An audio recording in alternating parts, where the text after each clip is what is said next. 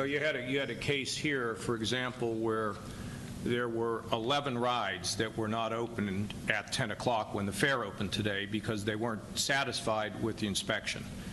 And then since that time, there are now 4 rides that are not opened at all.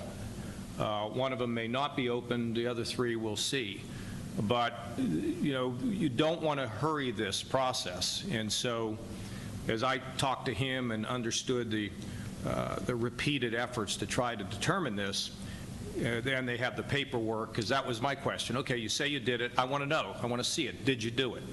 And so when they produce it, you know, they're doing what they can. As he says, he's concerned not only about his kids but his grandkids riding on these rides. We're all concerned about the loss of life and these kind of injuries. It's terrible, but they can only do the best that they can do. But we'll investigate. We're not going to take anybody's word for anything. The Highway Patrol will investigate.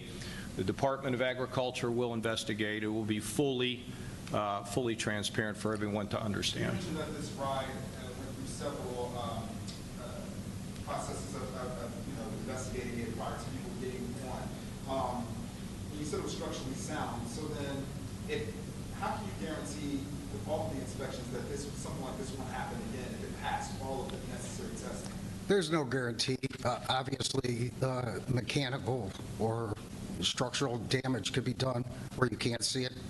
Metal fatigue sometimes. There's different things that are not visual to the human eye. Can you give us specific detail on what happened with this ride? Not at this point. Okay. Can you talk about the specifics of that ride? How many people can be on it at a certain time? How many cars there are when it's fully functioning?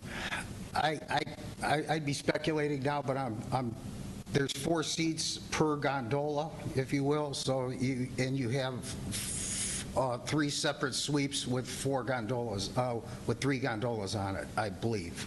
The witness tour proves that they saw a worker prior to the ride being ran in, prior to this accident, going up to the equipment, looking over it, making some kind of adjustment, and then started the ride, and that's when this happened. I can't confirm that.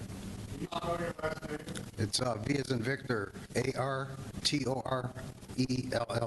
I'm sorry, one more time. V as in Victor, A-R-T-O-R-E-L-L-A.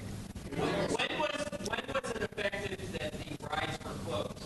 Because it seems like they went on for a while after the accident, like things went on like.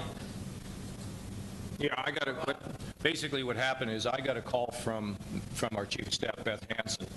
I then called Dave, and by that point there were people that were gathered, and I told Dave we don't want to keep the rides going. So I don't know exactly what time it was, but as soon as we learned, I learned and I got a handle on the thing, I said we got to shut them all down. And do you think whether there was just one gondola that went off? No, I don't know. I mean, this will be something, I know there's a video out, but this will be something that will be investigated. I mean, the Highway Patrol, this is what they do. They investigate. Dave Daniel will investigate through his operation. We'll be on top of it in the governor's office, and we don't want to speculate on any of this.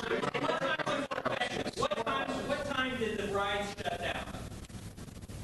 I can't tell you. Do we know?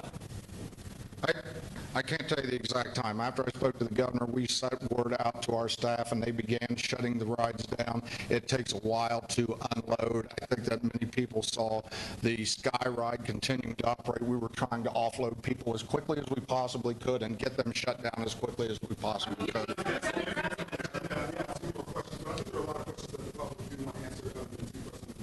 Yeah. My question is, what message do you have to the people who are afraid to come back out? Because there are a lot of people who bought season tickets, and now after hearing this, they may be afraid to ride again. What do you say to those people? Well, look, first of all, we don't want to prejudge an investigation other than the material we have and the ability to try to determine if everything was done properly. It appears as though it has been, okay? And as we look around the United States, there are accidents that occur in these parks. And nobody can say that, that there isn't going to be an accident that's going to happen. So the only thing I can tell you is, as we live our lives, we try to rely on people to do the proper inspections to ensure public safety, and people have to use their judgments. This fair's been here a long time. This is the worst tragedy in the history of the fair. But we'll recover from this as well, and we'll move on. But that doesn't mean we won't grieve for what happened here tonight. When you say one more question, one more of that, can you clarify that?